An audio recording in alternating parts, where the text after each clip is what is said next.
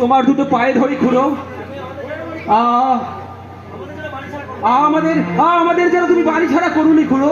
গরিব মানুষের ওইটুকু মাথা গোজার ঠাই কেড়ে নিলে ছেলে বউ নিয়ে কোথায় থাকবো খুড়ো?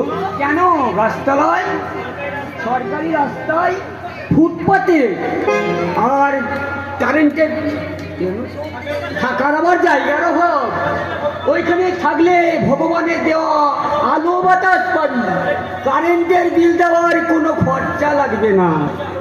কিন্তু কিন্তু আমি যে আলু বিক্রি করে অতগুলো টাকা তোমায় দিয়ে গেলাম। কিন্তু সে তো সুদে লেগেছে বাবা, আসলে জমা পড়লো কোন? তোমার সুদ কি সবই রাঘব গোয়াল খুড়ো? যাই দিই সবই কি সুদ, আসলে কি কিছুই জমা পড়ে না? বেশ, নাও এই 5,000 টাকা নাও, আর আর আমার দলিলগুলো তুমি ফেরত দাও।